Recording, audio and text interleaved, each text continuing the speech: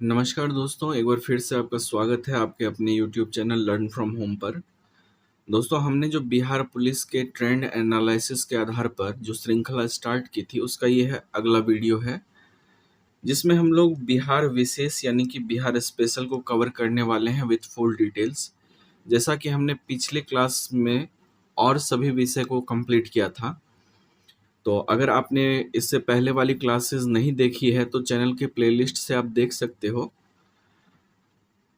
तो इसके बाद भी जो है ट्रेंड एनालिसिस के अकॉर्डिंग ही हम लोग क्लास करते रहेंगे।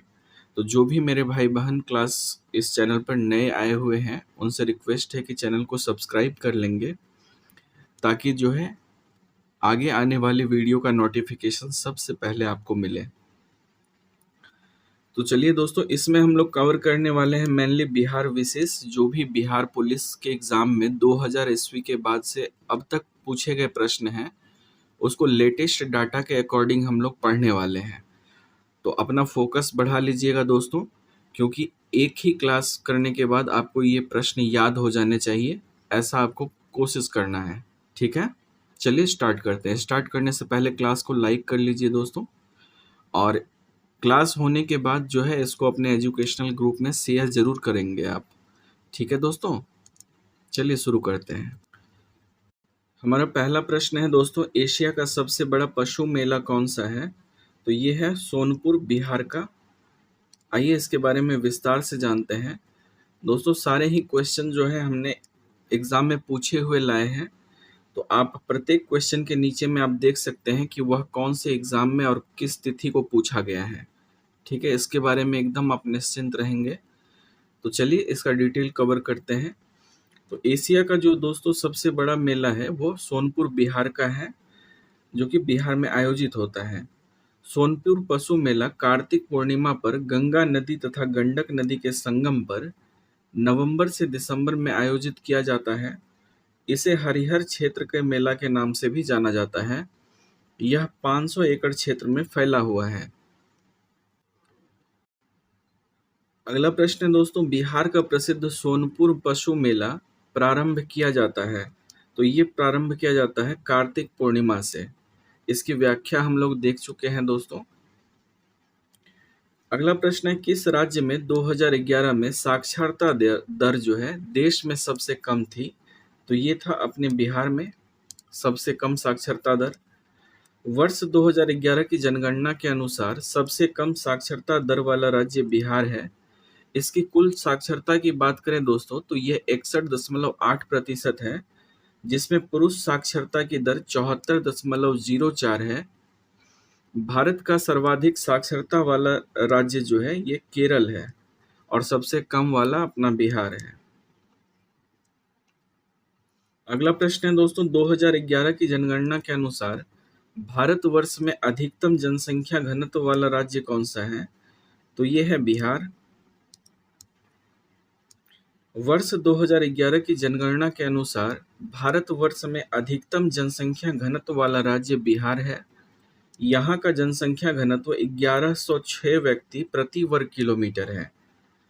वर्ष 2011 की जनगणना के अनुसार भारत का जनसंख्या घनत्व 382 व्यक्ति प्रति वर्ग किलोमीटर है। तो भारत वाला भी आप ध्यान में रखेंगे दोस्तों, और जो बिहार वाला है ये भी आप ध्यान में रखेंगे।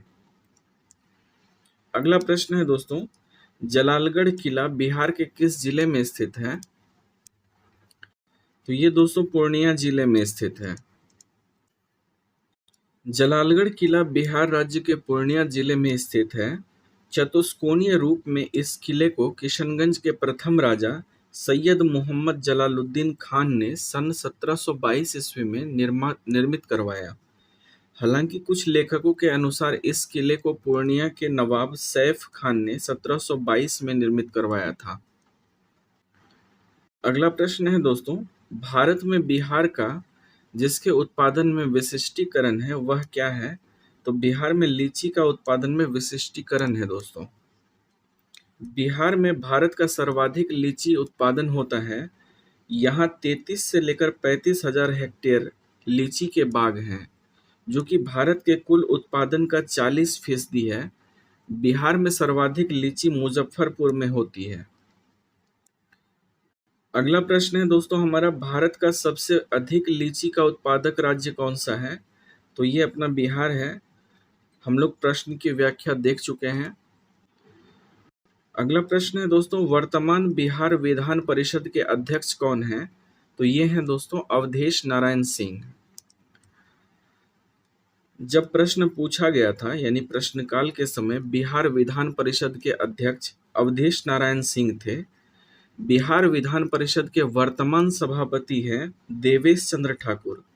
तो वर्तमान में अगर आपसे पूछा जाए दोस्तों तो देवेश चंद्र ठाकुर को टिक करेंगे आप।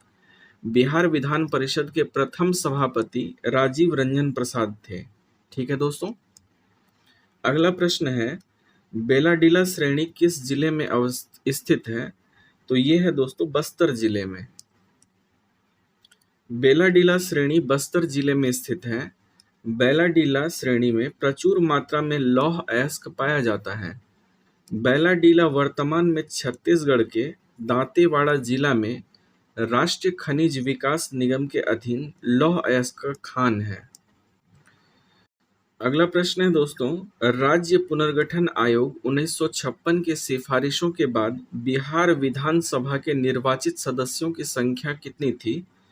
तो ये सदस्य संख्या दोस्तों 318 थी। राज्य पुनर्गठन आयोग 1956 की सिफारिशों के बाद गठित द्वितीय आम चुनाव में बिहार विधानसभा के निर्वाचित सदस्यों की संख्या 318 थी। परिसीमन आयोग के सिफारिशों पर 1977 में इन निर्वाचित सदस्यों की संख्या बढ़ाकर 325 कर दी गई।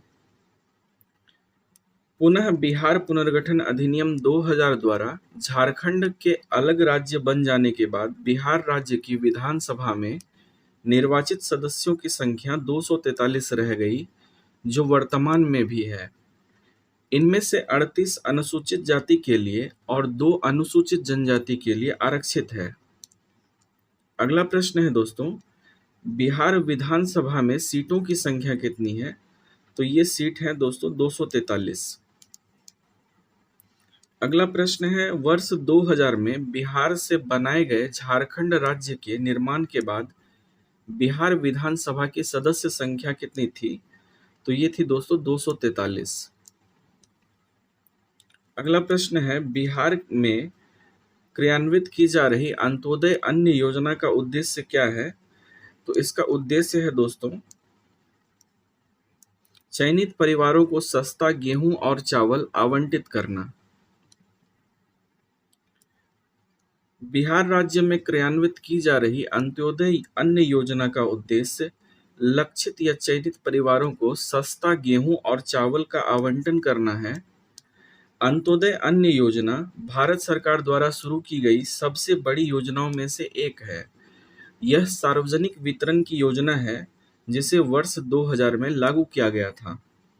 अंत्योदय अन्न योजना के तहत लक्षित वर्गों में मानसिक रूप से बीमार, विधवा, विकलांग और 60 वर्ष से अधिक उम्र तथा भूमिहीन, आवासहीन व्यक्ति आदि आते हैं, जिन्हें सार्वजनिक वितरण प्रणाली यानी कोटेदारों के अंतर्गत सरकारी दुकान के माध्यम से 2 रुपये प्रति किलोग्राम गेहूं तथा 3 रुपये प्रति किलोग्राम चावल उपलब्ध कराया जाता है। इसके तहत पात्र परिवारों को 35 किलोग्राम खाद्यान्न दिया जाता है। अगला प्रश्न है दोस्तों, बिहार राज्य में वर्ष 2017 से 18 में कुल कृषि साख प्रवाह की प्राप्ति इसके लक्ष्य की तुलना में कितनी थी? तो ये थी दोस्तों 86%।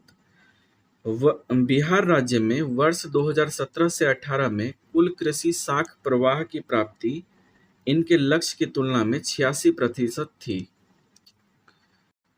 बिहार में 2016 से 17 में कृषि विपणन समितियों की संख्या कितनी है? तो ये संख्या है दोस्तों 525। बिहार में 2016 से 17 में कृषि विपणन समितियों की संख्या 525 थी। कृषि विपणन के अंतर्गत वे सभी सेवाएं आ जाती है जो कृषि उपज को खेत से लेकर उपभोक्ताओं तक पहुंचाने में करनी पड़ती है। अगला प्रश्न है दोस्तों, कौन सा कथन बिहार विधानसभा की लोक लेखा समिति के संबंध में सही है? तो ये कथन है दोस्तों, कोई भी मंत्री इसका सदस्य नहीं हो सकता, ये कथन जो है सही है। बिहार विधानसभा के लोक लेखा समिति में सभापति सहित अधिकतम 17 सदस्य होते हैं। इस समिति का कार्यकाल 2 वर्षों का होता है। इसके सदस्यों का निर्वाचन विधानसभा के सदस्यों द्वारा एकल संक्रमणीय मत के द्वारा किया जाता है। इस समिति में सरकार का कोई मंत्री सदस्य नहीं हो सकता है। अगला प्रश्न है दोस्तों, बिहार राज्य में 2016 से 17 में नकदी फसलों व श्रेणी के अंतर्गत कौन सी फसल सबसे अधिक क्षेत्र में उगाई गई? तो ये सबसे अधिक क्षेत्रों में उगाई गई फसल है तंबाकू। नकदी फसलों में उन व्यापारिक फसलों को शामिल किया जाता है जिनके माध्यम से उद्योगों को कच्चा माल प्राप्त होता है। भारत में पैदा होने वाली प्रमुख नकदी फसल है दोस्तों गन्ना, कपास, तंबाकू, चाय, कॉफी, जूट, रबड़ आदि। वर्ष 2016 से 17 में बिहार राज्य में तंबाकू नकदी फसल के रूप में सबसे अधिक क्षेत्रों में उगाई गई थी। अगला प्रश्न है दोस्तों, किस वर्ष में श्री नीतीश कुमार प्रथम बार बिहार के मुख्यमंत्री बने थे? तो ये 2005 में पहली बार मुख्यमंत्री बने थे। नीतीश कुमार का जन्म 1 मार्च 1951 को बिहार के बख्तियारपुर जिले में हुआ था। वे 2005 में पहली बार बिहार के मुख्यमंत्री बने। उन्होंने 2022 में 8वीं बार बिहार के मुख्यमंत्री के रूप में शपथ ली। वे बिहार के सबसे लंबे समय तक रहने वाले मुख्यमंत्री हैं। तो ये बात आप ध्यान में रखिएगा दोस्तों कि 8वीं बार ये जो है बिहार के मुख्यमंत्री बने हैं। अगला प्रश्न है दोस्तों, किस वर्ष में बिहार औद्योगिक क्षेत्र विकास प्राधिकरण अधिनियम पारित हुआ था? तो ये पारित हुआ था 1974 में, 1974 में। बिहार औद्योगिक क्षेत्र विकास प्राधिकरण यानी कि BIADA की स्थापना बिहार औद्योगिक क्षेत्र विकास प्राधिकरण अधिनियम 1974 के द्वारा की गई थी। इसका उद्देश्य बिहार राज्य में उद्योगों को बढ़ावा देना और सुविधा प्रदान करना था। अगला प्रश्न है दोस्तों, बिहार राज्य विधानमंडल में प्राक्कलन समिति के सदस्यों का कार्यकाल क्या है? तो इसका कार्यकाल होता है 2 वर्षों का। बिहार राज्य विधानमंडल में प्राक्कलन समिति के सदस्यों का कार्यकाल 2 वर्षों का होता है। इस समिति में 25 सदस्य हो सकते हैं, 19 विधानसभा से और 6 विधान परिषद से। इस समिति का कार्य विधानसभा में कोई कार्य किस प्रकार से किया जाए, इस पर सुझाव देना है। अगला प्रश्न है दोस्तों, बिहार राज्य के 2020 से 21 बजट में GSDP के प्रतिशत के रूप में राजकोषीय घाटा कितना है? तो यह है 2.97%।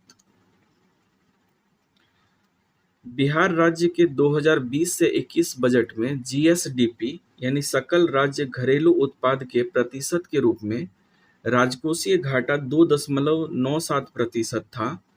बिहार राज्य के बजट 2023-24 के अनुसार बिहार का राजकोषीय घाटा GSDP का 3% है, जो कि बनता है 25,568 करोड़ रुपए। ठीक है दोस्तों। अगला प्रश्न है, बिहार सरकार की युक्ति योजना का उद्देश्य क्या है? तो ये है दोस्तों सुरक्षित गर्भपात की सेवा प्रदान करना। बिहार सरकार की युक्ति योजना का उद्देश्य महिलाओं को सुरक्षित गर्भपात की सेवा प्रदान करना और सुरक्षित गर्भपात से होने वाली मातृ मृत्यु दर में कमी लाना है। यह योजना बिहार सरकार की उक्त कार्य हेतु निजी स्वास्थ्य केंद्रों को अधिकृत करने की योजना है। अगला प्रश्न है दोस्तों, 26 सितंबर 1995 को 25 किलोमीटर के फासले पर एक विनाशकारी घटना घटी।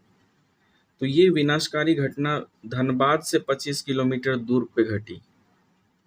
26 सितंबर 1995 की बात है। इस ईस्वी को क्या हुआ था कि गजली टांड कोलियारी खादान जो कि धनबाद में है, में एक विनाशकारी घटना घटी जिसमें कि 439 लोग मारे गए थे। अगला प्रश्न है दोस्तों, भूमि से चारों ओर बद्ध यानी लैंड लॉक्ड कौन सा राज्य है? तो ये है अपना बिहार। भूमि से चारों ओर बद्ध राज्य बिहार है। बिहार की स्थल सीमा नेपाल तथा भारतीय राज्यों में उत्तराखंड, उत्तर प्रदेश, झारखंड और पश्चिम बंगाल से लगती है। अन्य तीनों जो है समुद्री तटीय राज्य हैं। हमारा अगला प्रश्न है दोस्तों, किस राज्य के साथ बिहार की दामोदर घाटी परियोजना की साझेदारी है? तो ये साझेदारी है पश्चिम बंगाल के साथ। 7 जुलाई 1948 ईस्वी को स्वतंत्र भारत की पहली बहुउद्देशीय परियोजना के रूप में दामोदर घाटी परियोजना अस्तित्व में आई, जिसमें बिहार और पश्चिम बंगाल की साझेदारी है। यह भारत की ऐसी पहली परियोजना है जिसमें कोयला, जल और गैस तीनों स्रोत से विद्युत उत्पादन की जाती है। अगला प्रश्न है दोस्तों, कौन सा राज्य डाक क्षेत्र 8 के अंतर्गत आता है? तो ये आता है बिहार। डाक पिन कोड की व्यवस्था 15 अगस्त 1972 ईस्वी से लागू की गई है। भारत में 9 डाक पिन क्षेत्र स्थित हैं, जिसमें कि पिन क्षेत्र 8 बिहार और झारखंड को संदर्भित करता है। सेकंड पिन क्षेत्र यूपी और यूके यानी उत्तराखंड और उत्तर प्रदेश के लिए है। अगला प्रश्न है दोस्तों, किस राज्य के साथ बिहार की गंडक परियोजना में साझेदारी है? तो ये उत्तर प्रदेश के साथ है। गंडक परियोजना भारत की प्रमुख नदी घाटी परियोजनाओं में से एक है। इसकी शुरुआत सन 1961 में हुई थी। यह बिहार और उत्तर प्रदेश की सम्मिलित परियोजना है तथा इससे नेपाल को भी लाभ मिलता है। अगला प्रश्न है दोस्तों, बिहार शब्द का अर्थ क्या है? तो बिहार शब्द का अर्थ है पर्यटन। विहार शब्द का अर्थ पर्यटन होता है।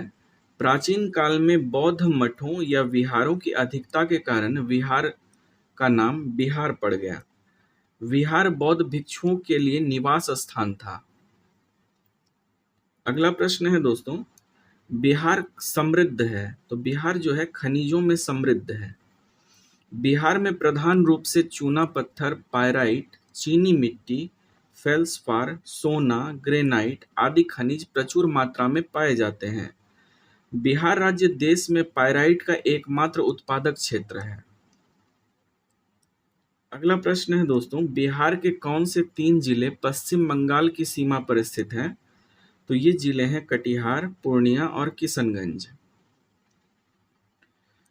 बिहार के उत्तर में नेपाल, पूर्व में पश्चिम बंगाल, पश्चिम में उत्तर प्रदेश और दक्षिण में झारखंड राज्य स्थित हैं। बिहार के कटिहार, पूर्णिया और किशनगंज पश्चिम बंगाल की सीमा पर स्थित 3 जिले हैं। अगला प्रश्न है दोस्तों, बिहार के कौन से 2 जिले झारखंड से सीमा बनाते हैं? तो इसका जो आंसर है दोस्तों विकल्प में है नहीं, तो इसलिए इसके विस्तार पे आते हैं। बिहार के कुल 8 जिले जो कि भागलपुर, बाम, जमुई, नेवादा, गया, औरंगाबाद, रोहतास तथा कटिहार झारखंड के साथ सीमा साझा करते हैं। इस प्रकार उपरोक्त दिए गए विकल्पों में से कोई भी विकल्प सही नहीं है। अगला प्रश्न है दोस्तों, बिहार के कौन से 2 स्थान पेय पदार्थ और प्लास्टिक उद्योग के लिए अलग अलग से जाने जाते हैं? तो ये है दोस्तों गया और कटिहार। बिहार राज्य के प्रमुख उद्योग के बारे में देख लेते हैं। तो मुंगेर जो है दोस्तों ये सिगरेट कारखाना और बंदूक फैक्ट्री है यहाँ पे। औरंगाबाद में दोस्तों सीमेंट का कारखाना है। भागलपुर में सिल्क उद्योग है। गया में पेय पदार्थ का उद्योग है। कटिहार में प्लास्टिक उद्योग और पटसन कारखाना है। अगला प्रश्न है दोस्तों, सन 2001 की जनगणना के अनुसार बिहार की जनसंख्या भारत की जनसंख्या का लगभग कितने प्रतिशत है? तो ये 2002 का एग्जाम का क्वेश्चन है। तो ये जो थी उस समय 8% थी दोस्तों। वर्तमान परिप्रेक्ष्य में भी हम लोग देखेंगे। सन 2001 की जनगणना के अनुसार बिहार की जनसंख्या जो थी ये इतनी थी। कोई मतलब नहीं बनता दोस्तों पूरा देखने से। जो उस समय भारत की जनसंख्या की 8.07% थी। वर्तमान में 2011 की जनगणना के अनुसार बिहार की जनसंख्या भारत की जनसंख्या का लगभग 8.60% है, 8.6060% है। ये आपको याद रखना है। जनसंख्या की दृष्टि से प्रथम 5 राज्य हैं उत्तर प्रदेश, महाराष्ट्र, बिहार, पश्चिम बंगाल और आंध्र प्रदेश। ठीक है दोस्तों। अगला प्रश्न है, सन 2001 की जनगणना के अनुसार बिहार का लिंगानुपात कितना है? तो ये उस समय था दोस्तों 921। 2011 की जनगणना के अनुसार बिहार का लिंगानुपात 921 था। आपको वर्तमान वाला याद रखना है, जबकि 2011 की जनगणना के अनुसार 918 हो गया है। अगला प्रश्न है दोस्तों, सन 2001 की जनगणना के अनुसार बिहार की साक्षरता दर कितनी थी? तो ये उस समय 48% थी दोस्तों। अभी की बात करें तो वर्तमान में सन 2011 की जनगणना के अनुसार 61.80% है। यह साक्षरता दर भारत के सभी राज्यों के सापेक्ष कम है। तो वर्तमान साक्षरता दर जो है ये आपको ध्यान रखना है, 61.80% है। अगला प्रश्न है दोस्तों, निम्न में से किस नदी को बिहार का गम यानी कि शोक कहते हैं? तो ये कहा जाता है कोसी नदी को। कोसी नदी को बिहार का गम या बिहार का शोक कहा जाता है। यह गंगा के बाएं तट की मुख्य सहायक नदियों में से एक है। इसका उद्गम नेपाल में हिमालय से होता है तथा यह भारत में बिहार राज्य से प्रवेश करती है। इसमें आने वाली बाढ़ से बिहार में बहुत नुकसान होता है। इसी कारण इस नदी को बिहार का अभिशाप भी कहा जाता है। अगला प्रश्न है दोस्तों, बिहार में पुल सड़क निर्माण के लिए सरकार ने किस कंपनी के साथ अनुबंध किया है? तो ये किया है तांतिया कंस्ट्रक्शन के साथ। बिहार में पुल एवं सड़क निर्माण के लिए सरकार ने लोक निर्माण कंपनी तांतिया कंस्ट्रक्शन के साथ अनुबंध किया था। अगला प्रश्न है दोस्तों, जूट के उत्पादन में बिहार का कौन सा जिला अग्रणी है? तो ये है दोस्तों पूर्णिया जिला। जूट के उत्पादन में बिहार का पूर्णिया जिला अग्रणी है। सोने का रेशा के नाम से प्रसिद्ध जूट के रेशों के सामानों का निर्माण करने में भारत का विश्व में प्रथम स्थान है। बिहार में जूट उत्पादन करने वाले जिले पूर्णिया, कटिहार, सहरसा, किशनगंज, मधुबनी, दरभंगा आदि हैं। भारत में सर्वाधिक जूट का उत्पादन पश्चिम बंगाल में होता है, ये आपको ध्यान रखना है। अगला प्रश्न है दोस्तों, बिहार में लगभग कितने क्षेत्र पर कृषि कार्य होता है? तो ये होता है 60% पर, यानी 60% पर। बिहार की अर्थव्यवस्था कृषि पर आधारित है।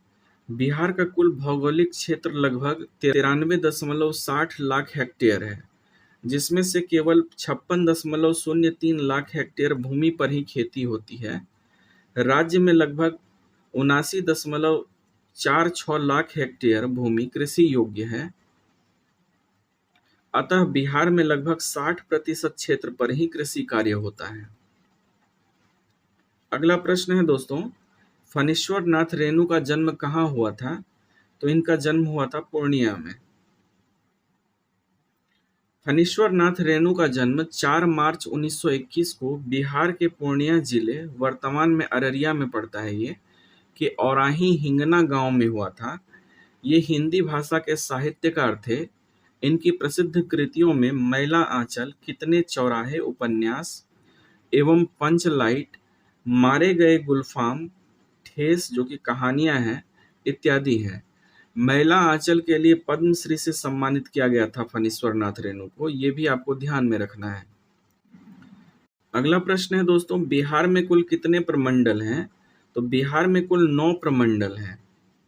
ठीक है, बिहार में कुल 9 प्रमंडल यानी कि कमिश्नरी हैं। भागलपुर, मुंगेर, तिरहुत, सारण, दरभंगा, पटना, कोसी, मगध और पूर्णिया, ये 9 प्रमंडल हैं दोस्तों। अगला प्रश्न है, वर्ष 2001 की जनगणना के अनुसार बिहार की कुल जनसंख्या कितनी थी? तो ये थी दोस्तों 8,28,78,796। वर्ष 2001 की जनगणना के अनुसार बिहार की कुल जनसंख्या थी 8,28,78,796, जबकि वर्ष 2011 की जनगणना के अनुसार राज्य की कुल जनसंख्या जो है 10,40,99,452 है। बिहार राज्य में सर्वाधिक जनसंख्या वाला जिला पटना और सबसे कम जनसंख्या वाला जिला शेखपुरा है। अगला प्रश्न है दोस्तों, बिहार में लोकसभा सीटों की संख्या कितनी है? तो बिहार में लोकसभा सीटों की संख्या 40 है। बिहार में लोकसभा सीटों की कुल संख्या 40 है। भारतीय संविधान में लोकसभा के गठन का प्रावधान अनुच्छेद 81 में प्रावधानित है। यह संसद का प्रथम या निम्न सदन है। इसे लोकप्रिय सदन भी कहा जाता है क्योंकि इसके सदस्य जनता द्वारा प्रत्यक्ष रूप से निर्वाचित होते हैं। वर्तमान में लोकसभा की सदस्य संख्या 543 है। इन सदस्यों में से 530 सदस्य राज्यों से, 13 सदस्य संघीय क्षेत्रों से निर्वाचित होते हैं। नोट में एक बात ध्यान रखेंगे आप कि लोकसभा सीटों की सर्वाधिक संख्या उत्तर प्रदेश में है, जो कि 80 है दोस्तों। ठीक है। अगला प्रश्न है, भारत में सबसे लंबा नदी पर बना पुल कहाँ है? तो ये है दोस्तों बिहार राज्य में। तो प्रश्न के अनुसार भारत में नदी पर बना सबसे लंबा पुल बिहार की राजधानी पटना के गंगा नदी पर स्थित महात्मा गांधी सेतु था। जब प्रश्न पूछा गया था, ये उस समय की बात है दोस्तों, जबकि वर्तमान में भूपेन हजारिका सेतु या फिर ढोला सादिया सेतु जो भारत का सबसे लंबा नदी पुल है, यह 9.15 किलोमीटर यानी 5.69 मील लंबा सेतु, जो कि लोहित नदी ब्रह्मपुत्र नदी की सहायक नदी है, इसको पार करता है। इसका एक छोर अरुणाचल प्रदेश के ढोला कस्बे में और दूसरा छोर असम के तिनसुकिया जिले में सादिया कस्बे में है। तो वर्तमान में अगर आपसे पूछा जाए कि सबसे लंबा नदी पुल कौन सा है भारत का, तो ढोला सादिया पुल ही आंसर आपको लगाना है दोस्तों। ठीक है। अगला प्रश्न है दोस्तों, गाड़ियों के निबंधन के लिए बिहार राज्य का राज्य कोड क्या है? तो ये है BR। गाड़ियों के निबंधन के लिए बिहार राज्य का राज्य कोड BR है, जबकि यहाँ के जिलों का राज्य कोड निम्न है।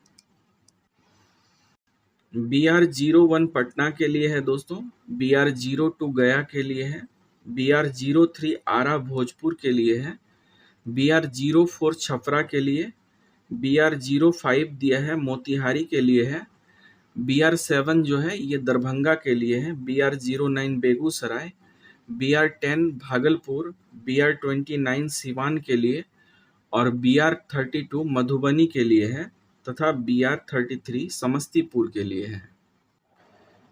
अगला प्रश्न है दोस्तों, पटना जिला में गाड़ियों के निबंधन के लिए जिला कोड क्या है? तो ये है BR01।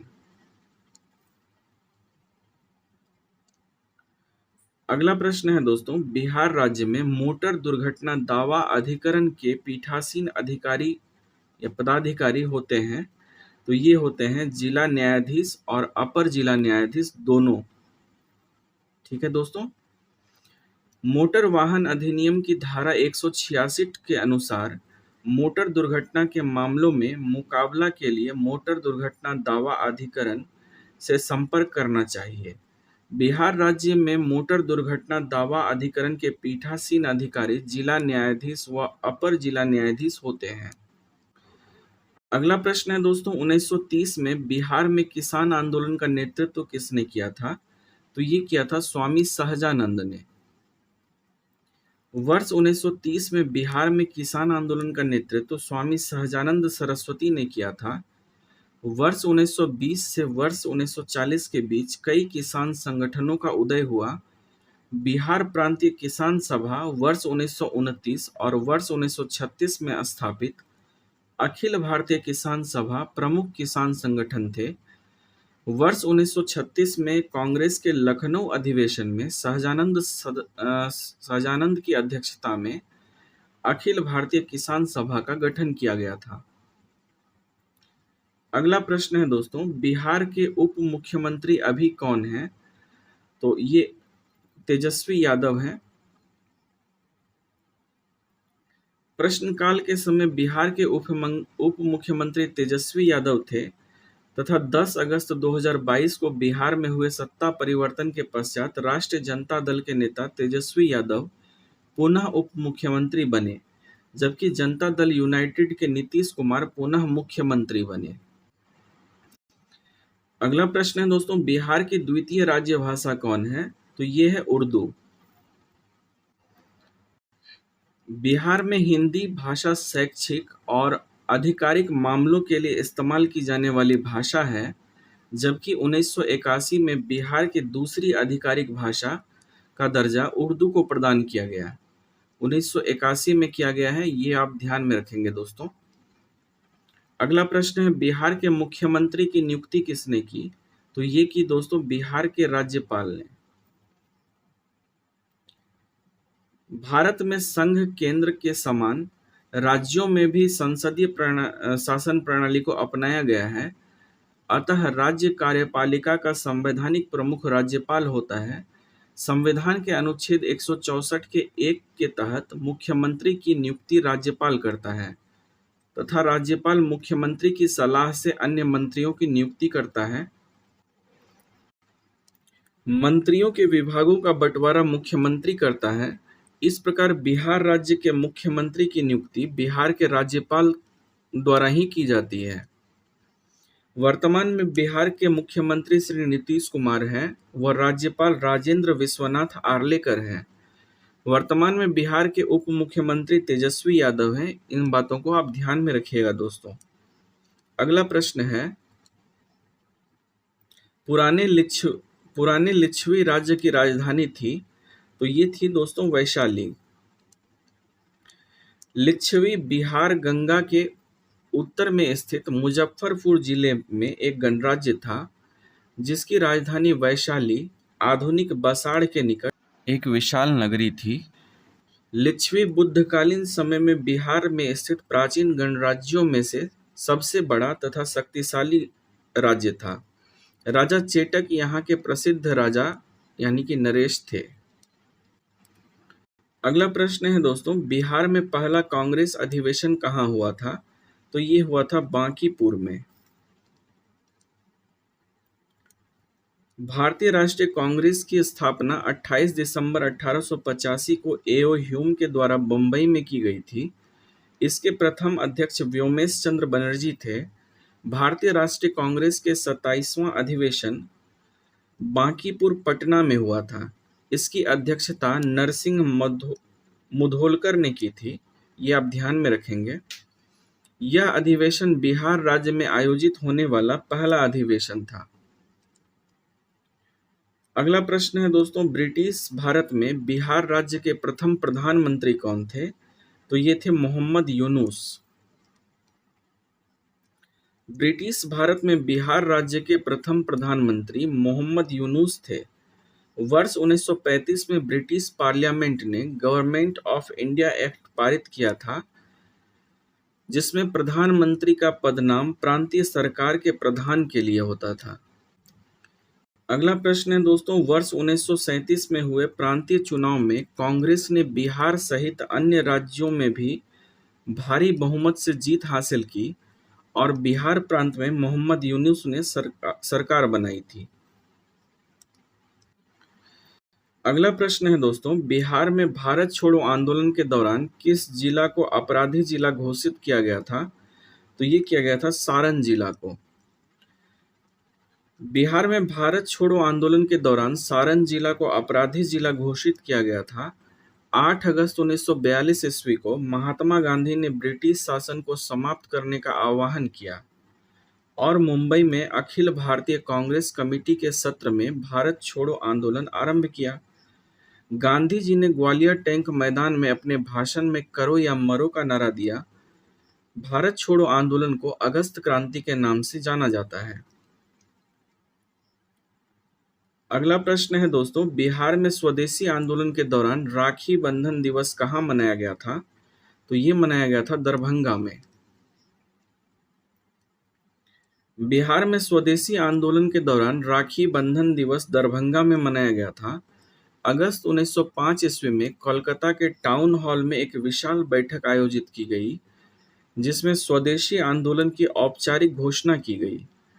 एकता के प्रतीक के रूप में लोगों ने एक दूसरे के हाथों में राखी भी बांधी थी। स्वदेशी आंदोलन में न केवल खरीदारों बल्कि विदेशी सामानों के विक्रेताओं का भी बहिष्कार किया गया था। अगला प्रश्न है दोस्तों, बिहार के वित्त मंत्री को कौन नियुक्त करता है? तो ये राज्यपाल के द्वारा नियुक्त होते हैं।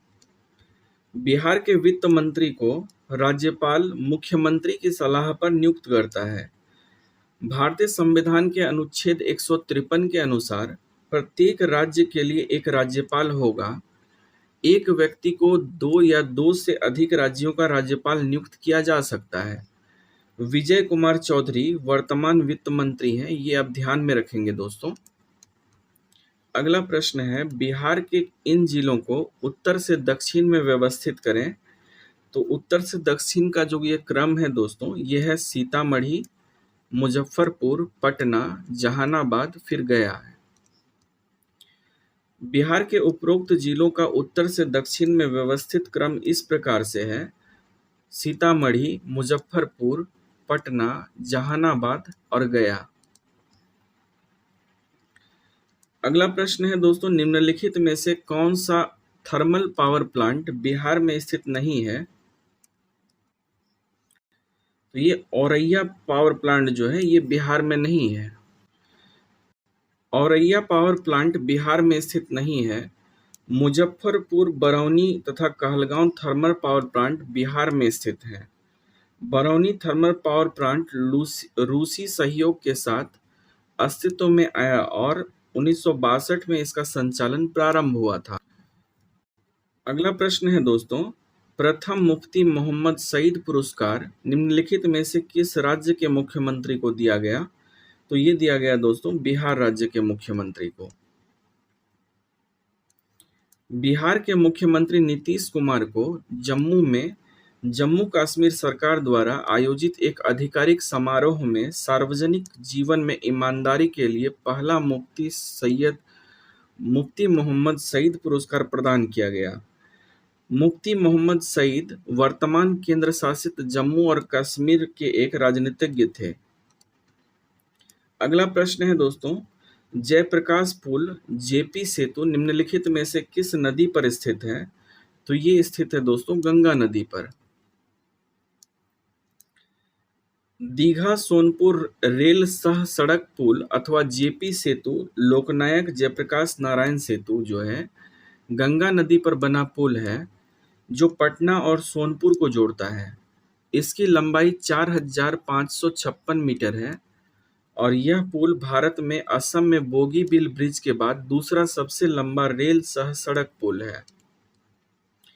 अगला प्रश्न है दोस्तों, निम्न में से कौन सा कथन सही नहीं है? तो इसमें से जो दिया गया है, गत 5 वर्षों 2012 से 13 और 16 से 17 में बिहार में चालू कीमतों पर विशुद्ध राज्य घरेलू उत्पाद 2011-12 की श्रृंखला में वृद्धि की दर पंजाब से कम थी, ये गलत है। वर्ष 2011 में बिहार में साक्षरता दर 63.87% है, जो कि पंजाब की साक्षरता दर 69.85% से कम है। वर्ष 2011 से 12 में बिहार में गरीबी रेखा के नीचे जनसंख्या का प्रतिशत पंजाब से अधिक था। वर्ष 2016 में बिहार में शिशु मृत्यु दर पंजाब से अधिक थी। अगला प्रश्न है दोस्तों, बिहार में वह जिला जहां वर्ष 2001 से 11 की अवधि में सर्वाधिक दशकीय वृद्धि अंकित की गई वह कौन सा है? तो ये मधेपुरा है दोस्तों। बिहार के मधेपुरा जिले में वर्ष 2001 से 11 की अवधि में सर्वाधिक दशकीय वृद्धि जनसंख्या वृद्धि दर अंकित की गई है, जबकि गोपालगंज न्यूनतम जनसंख्या दशकीय वृद्धि वाला जिला है। अगला प्रश्न है दोस्तों, पटना उच्च न्यायालय बिहार प्रांत का उच्च न्यायालय जो है स्थापित किया गया था। तो ये स्थापित किया गया था 3 फरवरी 1916 को। पटना उच्च न्यायालय बिहार प्रांत का उच्च न्यायालय जो है, इसकी स्थापना 3 फरवरी 1916 को की गई थी। 22 मार्च 1912 को भारत के गवर्नर जनरल द्वारा की गई उद्घोषणा के अनुसार बिहार उड़ीसा के क्षेत्र, जो पहले बंगाल में फोर्ट विलियम प्रेसिडेंसी की सीमा के भीतर शामिल थे, का एक अलग प्रांत के रूप में उन्नयन किया गया और दिनांक 3 फरवरी 1916 को कटक में हुए सर्किट बैठकों के साथ पटना उच्च न्यायालय को अस्तित्व में लाया गया। अगला प्रश्न है दोस्तों, निम्नलिखित में से कौन से जिले में बासकुंड बांध स्थित है? तो ये स्थित है लखीसराय जिले में। बासकुंड बांध बिहार के लखीसराय जिले में अवस्थित है। यह 1984 में बनकर तैयार हुआ था। बिहार के मुंगेर जिले में सीताकुंड जलाशय स्थित है, जबकि जहानाबाद जिले में नागा बगीचा स्थित है। तो ये भी आप ध्यान में रखेंगे दोस्तों। अगला प्रश्न है, बिहार विधानसभा के सत्र की बैठक हेतु गणपूर्ति क्या है? तो ये है दोस्तों कुल सदस्य संख्या का 1/10वां भाग या 10% जो भी अधिक हो। बिहार विधानसभा के सत्र की बैठक हेतु गणपूर्ति कुल सदस्य का 1/10वां भाग होती है। अनुच्छेद 100 के तहत भारतीय संविधान में कोरम व्यवस्था का उल्लेख किया गया है। अगला प्रश्न है, प्रचलित कीमतों पर 2016 से 17 में बिहार क्षेत्र में सकल राज्य घरेलू उत्पाद कितना था? तो ये था दोस्तों 11.9%। प्रचलित कीमतों पर 2016 से 17 में बिहार क्षेत्र में सकल राज्य घरेलू उत्पाद 11.9% था। बिहार बजट 2023 से 24 में चालू कीमतों पर सकल राज्य घरेलू उत्पाद 8.59 लाख करोड़ अनुमानित है। तो ये वर्तमान वाला डाटा है दोस्तों, लेटेस्ट, इसको आप ध्यान में रखेंगे। अगला प्रश्न है, बिहार के पिछड़ेपन का सबसे मुख्य कारण क्या है? तो इसका सबसे मुख्य कारण है दोस्तों पूंजी निर्माण का निम्न दर। बिहार के पिछड़ेपन का सबसे मुख्य कारण पूंजी निर्माण की निम्न दर है। बिहार भारत के सबसे पिछड़े राज्यों में से एक है। कृषि को केवल जीविका का साधन मानना तथा राजनीतिक इच्छा शक्ति की कमी आदि बिहार के पिछड़ेपन का मुख्य कारण है। अगला प्रश्न है दोस्तों, बिहार में 1857 की क्रांति का नेतृत्व किसने किया था? तो ये किया था कुंवर सिंह ने। बिहार में 1857 की क्रांति का नेतृत्व कुंवर सिंह ने किया था। 1857 का विद्रोह 10 मई 1857 को मेरठ से आरंभ हुआ था। इस विद्रोह का नेतृत्व भारत के विभिन्न क्षेत्रों में अलग अलग लोगों ने किया था। 1857 का विद्रोह का नेतृत्व दिल्ली के सम्राट बहादुर शाह जफर ने किया था। अगला प्रश्न है दोस्तों, 2011 की जनसंख्या में बिहार की दशकीय वृद्धि दर कितनी थी? तो ये थी दोस्तों 25.42%। वर्ष 2001 से 2011 की जनसंख्या में बिहार की दशकीय वृद्धि दर 25.42% थी, जबकि 2001 से 11 के बीच देश की जनसंख्या वृद्धि दर 17.64% रही। जनगणना 2011 के तहत भारत की कुल जनसंख्या में बिहार का प्रतिशत अंश 8.6% रहा। अगला प्रश्न है दोस्तों, 1919 से 1920 के दौरान दरभंगा राज्य में किसान आंदोलन का नेता कौन था? तो ये नेता था स्वामी विद्यानंद। 1919 से 1920 के दौरान बिहार के दरभंगा में किसान आंदोलन के नेता स्वामी विद्यानंद थे। आंदोलन के दौरान दरभंगा एक बड़ी रियासत थी। यह विरोध बिहार के सबसे बड़ी जमींदारी दरभंगा राज्य पर केंद्रित था। यह ब्रिटिश भारत में सबसे बड़ी रियासतों में एक था। अगला प्रश्न है दोस्तों, बिहार में 2011 की जनगणना के अनुसार सर्वाधिक जनसंख्या घनत्व वाला जिला कौन सा है? तो ये है दोस्तों शिवहर। बिहार में 2011 की जनगणना के अनुसार सर्वाधिक जनसंख्या घनत्व वाला जिला जो है शिवहर है। 2011 की जनगणना के अनुसार शिवहर की जनसंख्या घनत्व 1880 व्यक्ति प्रति किलोमीटर स्क्वायर है। बिहार जनसंख्या घनत्व के मामले में देश का अग्रणी राज्य है। बिहार का सबसे कम जनसंख्या घनत्व वाला जिला कैमूर है, जहां पर 488 व्यक्ति प्रति वर्ग किलोमीटर जनघनत्व है। अगला प्रश्न है दोस्तों, मंदार पर्वत बिहार के किस जिले में स्थित है? तो ये जिला है भागलपुर। मंदार पर्वत बिहार के भागलपुर जिले में स्थित है। हिंदू धर्म के पौराणिक ग्रंथों में मंदार पर्वत का विशेष धार्मिक महत्व है। ऐसी मान्यता है कि जब देवताओं और असुरों द्वारा समुद्र मंथन किया गया था, तो मंदार पर्वत को मधनी के रूप में प्रयोग किया गया है। अगला प्रश्न है दोस्तों, बिहार के किस जिले में नागी बांध स्थित है? तो ये जो है जमुई जिले में स्थित है। नागी बांध बिहार के जमुई जिले में स्थित है। यह बांध नागी नदी पर बना हुआ है। यहाँ पर एक पक्षी अभयारण्य है। यह बांध प्रथम पंचवर्षीय योजना में सिंचाई के उद्देश्य से शुरू किया गया था, लेकिन यह बांध दूसरी पंचवर्षीय योजना में पूरा हुआ था। अगला प्रश्न है दोस्तों, बिहार के निम्नलिखित जिला में से कौन सा बिहार के नक्शे पर सर्वाधिक पूर्व में स्थित है? तो ये है दोस्तों किशनगंज जिला। बिहार राज्य का सबसे पूर्वी जिला किशनगंज है। बिहार राज्य उत्तर में नेपाल और उत्तर पूर्व में पश्चिम बंगाल और पश्चिम में उत्तर प्रदेश से घिरा हुआ है। अगला प्रश्न है दोस्तों, समस्तीपुर जिले में खाली स्थान में राजेंद्र कृषि विश्वविद्यालय स्थित है। तो राजेंद्र कृषि विश्वविद्यालय जो है समस्तीपुर जिले में कहाँ पर है? तो ये है दोस्तों पूसा में। बिहार राज्य के समस्तीपुर जिले में पूसा बाजार के निकट डॉक्टर राजेंद्र प्रसाद कृषि विश्वविद्यालय स्थित है।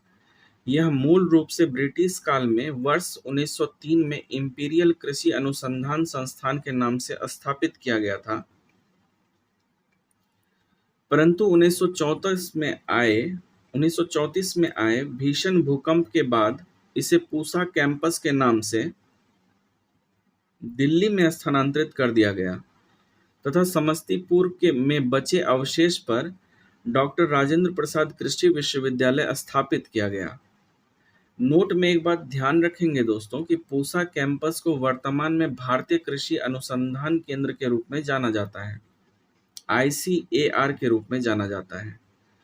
अगला प्रश्न है, निम्नलिखित स्थानों में से कौन सा स्थान सूफी सर्किट का एक भाग तथा पटना जिले में स्थित है? तो ये जगह है खानकाह मुनएमिया। इसको आप ध्यान में रखेंगे। खानकाह मुनएमिया जो है देश का पहला सूफी रिसर्च सेंटर है, जो कि पटना में स्थित है और यह 2018 में बनकर तैयार हुआ है। अगला प्रश्न है दोस्तों, बिहार की किस भाषा को संवैधानिक दर्जा प्राप्त है? तो ये भाषा है मैथिली। बिहार की मैथिली भाषा को संवैधानिक दर्जा प्राप्त है। भारतीय संविधान का भाग 17 अनुच्छेद 343 से लेकर के 351 तक आधिकारिक भाषाओं के संबंध में है तथा 8वीं अनुसूची जिसमें 22 भाषाएं शामिल है। प्रारंभ में भारतीय संविधान में 14 भाषाएं थी, परंतु विभिन्न संविधान संशोधनों के माध्यम से निम्न भाषाओं को शामिल किया गया। तो 21वें संविधान संशोधन 1967 के माध्यम से सिंधी को जोड़ा गया था। 71वें संविधान संशोधन 1992 के माध्यम से कोंकणी, मणिपुरी और नेपाली को जोड़ा गया। 92वें संविधान संशोधन 2003 के माध्यम से बोडो, डोंगरी और मैथिली संथाली को जोड़ा गया। अगला प्रश्न है दोस्तों, लालजी टंडन बिहार के कौन से क्रम के राज्यपाल हैं? तो ये 29वें राज्यपाल थे। लालजी टंडन बिहार के 29वें राज्यपाल थे। वह मध्य प्रदेश के 22वें राज्यपाल भी थे। वर्तमान में बिहार के राज्यपाल राजेंद्र विश्वनाथ आर्लेकर हैं। स्वतंत्र भारत के बिहार राज्य के प्रथम राज्यपाल जयराम दास दौलतराम थे, जिनका कार्यकाल 15 अगस्त 1947 से 11 जनवरी 1948 तक था।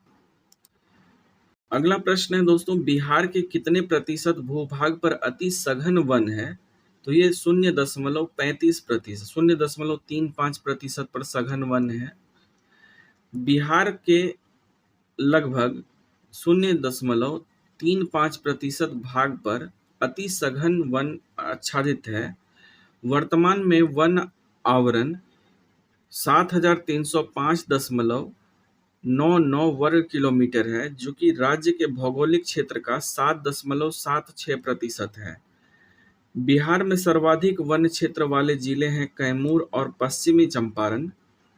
बिहार में न्यूनतम वन क्षेत्र वाला जिला है शिवहर और शेखपुरा। अगला प्रश्न है दोस्तों, बिहार का न्यूनतम जनसंख्या वाला जिला है, तो इसमें से कोई नहीं है, क्योंकि इसके आंसर में दोस्तों स्टार लगा हुआ है। बिहार का जो न्यूनतम जनसंख्या वाला जिला है वो शेखपुरा है। यहाँ की जनसंख्या 6,36,342 है। बिहार में साक्षरता की दर है दोस्तों 63.82%। और लिंग अनुपात की बात करें महिला प्रति 1000 पुरुष पर तो 916 है। अगला प्रश्न है, बिहार का सर्वाधिक लिंगानुपात वाला जिला कौन सा है? तो ये जिला है दोस्तों गोपालगंज। बिहार का सर्वाधिक लिंगानुपात वाला जिला गोपालगंज है। यहाँ का लिंगानुपात 1021 है, 1021। मुंगेर जिला न्यूनतम लिंगानुपात वाला जिला है। यहाँ लिंगानुपात 876 है। अगला प्रश्न है दोस्तों, बिहार में शिशु मृत्यु दर कितना है? तो इसमें जो है दिया नहीं गया है। सैंपल रजिस्ट्रेशन सिस्टम की आद्यतम रिपोर्ट के अनुसार बिहार में शिशु मृत्यु दर 29 है, जबकि प्रश्नकाल के दौरान 38 था। तो 29 आप ध्यान में रखेंगे दोस्तों।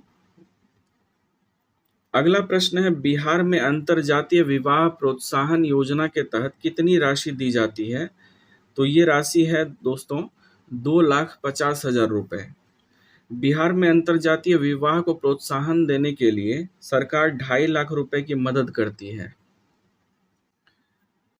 अगला प्रश्न है दोस्तों, बिहार धारणीय विकास से संबंधित बोर्ड कौन सा है? तो ये बोर्ड है योजना और विकास विभाग। योजना एवं विकास विभाग बिहार के धारणीय विकास से संबंधित है। यह सतत विकास लक्ष्यों को प्राप्त करने के लिए निर्मित योजनाओं हेतु नोडल एजेंसी के रूप में कार्य करती है। अगला प्रश्न है दोस्तों, वर्ष 2011 की जनगणना के अनुसार बिहार में महिलाओं की साक्षरता प्रतिशत लगभग है। तो ये है दोस्तों 51.5%। वर्ष 2011 की जनगणना के अनुसार बिहार के निम्न आंकड़े हैं। महिलाओं की साक्षरता दर 51.5% है और पुरुष की साक्षरता दर 71.2% है। जबकि बात करें साक्षरता दर पूरे बिहार की तो ये 61.8% है और सबसे ज़्यादा साक्षरता दर वाला जिला जो है ये है रोहतास और सबसे कम साक्षरता दर वाला जिला है पूर्णिया। अगला प्रश्न है दोस्तों, निम्नलिखित में से बिहार का कौन सा जिला नेपाल की अंतर्राष्ट्रीय सीमा के समीपस्थ नहीं है? तो ये समस्तीपुर है दोस्तों। बिहार के 7 जिले नेपाल के साथ सीमा साझा करते हैं, जिसमें कि है पश्चिमी चंपारण, पूर्वी चंपारण, सीतामढ़ी, मधुबनी, सुपौल, अररिया और किशनगंज है। अगला प्रश्न है दोस्तों, बिहार दिवस मनाया जाता है। तो बिहार दिवस मनाया जाता है 22 मार्च को। बिहार राज्य की स्थापना 22 मार्च 1912 को किया गया था। इस दिन को बिहार दिवस के रूप में मनाया जाता है। अगला प्रश्न है दोस्तों, भारत की जनगणना 2011 के अनुसार बिहार की कुल जनसंख्या कितनी थी? तो ये जनसंख्या थी दोस्तों 10.41 करोड़। भारत की जनगणना 2011 के अनुसार बिहार की कुल जनसंख्या 10.40 करोड़ है, जो कि भारत की जनसंख्या का लगभग 8.60% है। जनसंख्या की दृष्टि से बिहार का देश में तीसरा स्थान है, जबकि पहले स्थान पर उत्तर प्रदेश और दूसरे स्थान पर महाराष्ट्र है। अगला प्रश्न है दोस्तों, उत्तरी बिहार का प्राचीन नाम क्या था? तो ये था दोस्तों वज्जी। उत्तरी बिहार का प्राचीन नाम वज्जी था। वज्जी प्राचीन भारत के 16 महाजनपदों में से एक था और इसकी राजधानी वैशाली थी। तो दोस्तों ये थी हमारी अभी की क्लास। अगर आप यहाँ तक पहुँच गए हैं तो कॉन्ग्रेचुलेशंस, आपने बिहार से संबंधित जितने भी क्वेश्चन थे 2000 से अब तक के, वो आपने कंप्लीट कर लिया है। तो वीडियो को अपने दोस्तों में शेयर जरूर करें दोस्तों, और एक लाइक जरूर करें। और अगर आपको किसी प्रश्न में कोई कंफ्यूजन होता है तो कमेंट करके बताएं, मैं पूरी कोशिश करूंगा आपको पर्सनल रिप्लाई देके आपके जो भी समस्या है उसको दूर करने की। तो मिलते हैं अगले क्लास में, तब तक के लिए अपना ख्याल रखें, अपनों का ख्याल रखें। जय हिंद।